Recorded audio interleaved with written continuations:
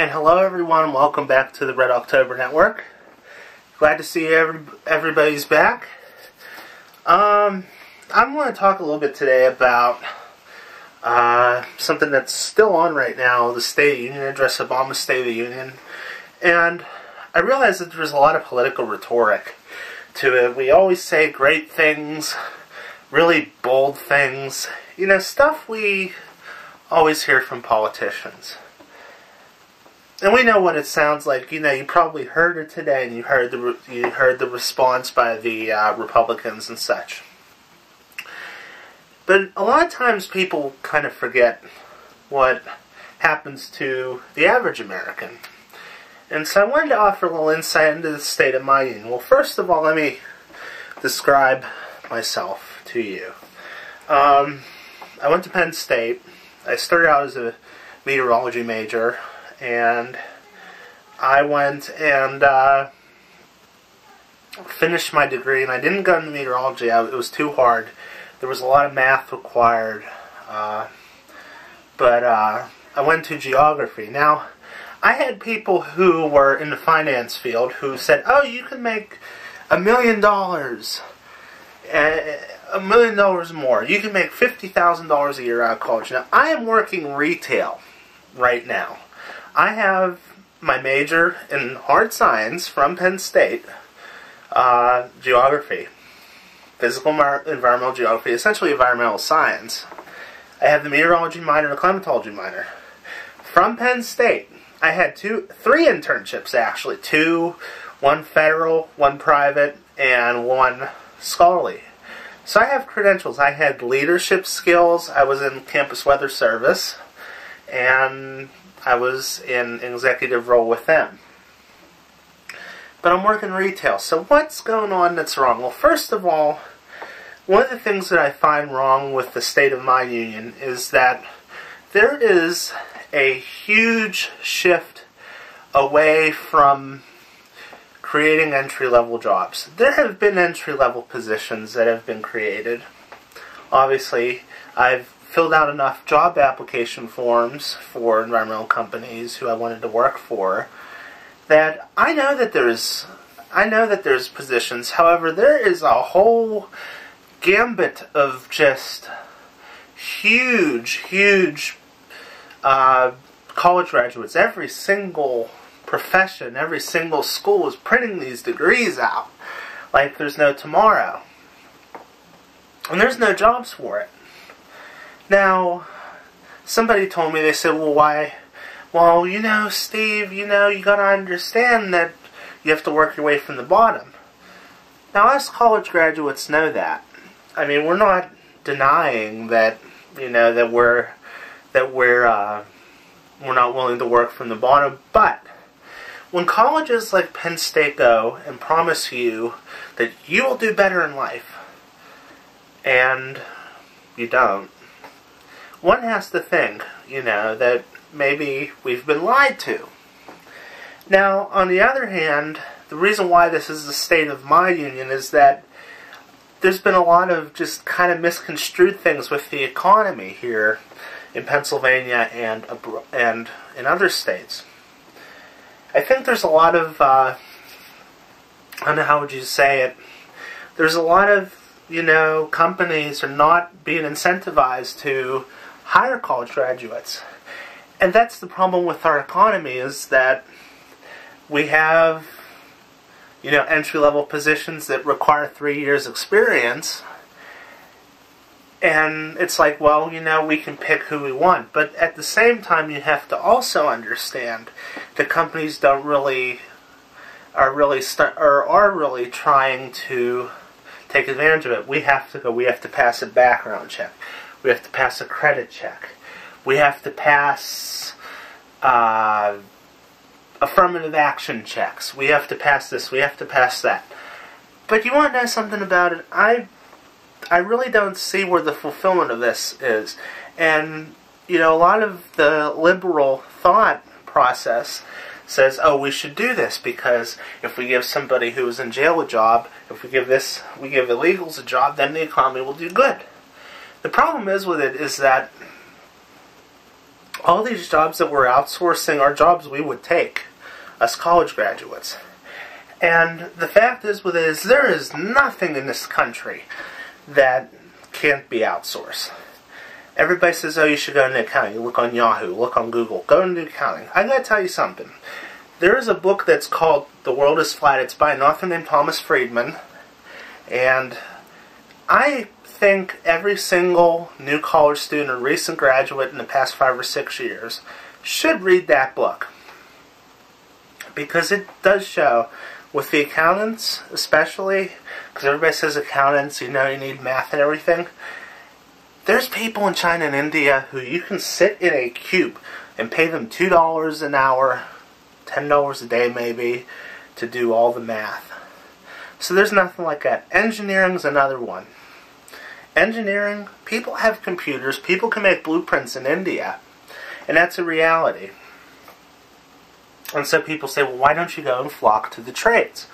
Well, the problem is with it is that, yeah, it's good, and definitely for some people this is a good idea because right now the average electrician's age is 57 and the average plumber's age is 55 probably. I forget what the stats are. So we do need people to go into that. But what we don't need is we don't need to go and backtrack to a nation of people doing it with their hands, because that's where it's going right now, and that's where the policy is going with America, because we want to get rid of the middle class. Or the politicians want to get rid of the middle class. They want to give, whether you're liberal or conservative, we want to give that boost to the people who are high up. And, you know, where it's kind of this, you know, this caste system. And that's a problem. So what would I want politicians to do? Well, first of all, besides my own personal thing, I often think about savings. Mind you, banks lend money or get money from the Fed at 0.25%. My student loans are 6.5%. So they're making a lot of money off of that. So there's a problem right now. And everybody says, well, it's because, you know, there's a long-term thing. But the thing is, you have to realize is that college students right now, at least for me, I have $10,000 in savings. That's a lot for a college student. For somebody who's my age, 25 and having $10,000 and be able to deposit about $500, $600 a month is a lot of money. And it's definitely something that not a lot of people are enjoying.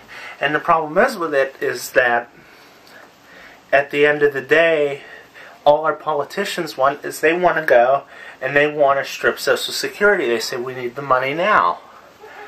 But nobody's going to give us Social Security. I am paying into it. I don't even know if I'm going to have it. So there's a problem with that. We're also polluting a lot in this country. We have a lot of laws that say that somehow by some formulation, there's a rule that says, you know, that dirty air and carbon dioxide in the atmosphere means jobs. And that there's a lot of jobs, and you know, if we go and we pass cap and trade, which I'm not in support of, but that it's going to cost 2 million jobs. But do you realize that we already went through some of that with the Clean Air Act, Clean Water Act? All those laws, we put catalytic converters on cars that everybody hated because it, you know, we lowered the compression ratio, and we had V8s that only produced 150 horsepower, but do you realize that China and India are both innovating in this same path? You know, the same countries that, you know, are blackening the sky over there because they have inversions. By the way, most politicians who like climate change do not know what inversions mean, but yet you will listen to them, so they must be the truth. That's why when we want our 5-day forecast, we don't ask the guy on the Weather Channel, we ask Newt Gingrich. Not really, but you think about it. There's a lot of things with cleaner air that it brings. It's a paradigm shift, and a lot of times people don't like change. And everybody says, "Oh, how does you know, all you college students, you voted for Obama. How's hopey changey going for you? Enjoy serving me this hamburger, and hurry up, I need to go and fix somebody's toilet.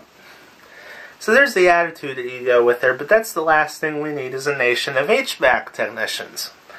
You know, because as you know, as supply goes up, demand goes down. If you don't know simple economics, then you have no business discussing politics, in my view.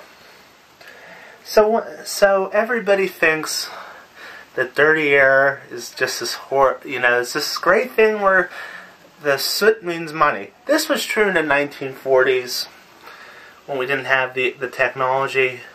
But creating a cleaner way to burn coal and oil, switching to Marcellus Shale natural gas is always a good thing. Natural gas is inherently cleaner as a fuel. And it's definitely good that it would definitely be a good idea if we innovated to the point where we could go and we could develop a formula where we could have cars powered by natural gas that aren't slow, because they are slow now. They're very underpowered and they run out of the tanks real fast. And if you've ever had to work with CNG, you know it's a pain in the butt. But at the same time, we need to make sure that the government incentivizes these jobs, because I can tell you this right now, there's a lot of things the government doesn't do well. Technology is something the government does do well. Ask the Army, ask the Navy, ask NOAA, ask any of those types. We have the best weather observation network in the nation, and there are Republicans who say we should privatize it because we want to pay to private interests like AccuWeather. I'm not dropping names or anything. But think about that. We have a lot of these companies, and privatization of everything and stripping the government out is not the answer.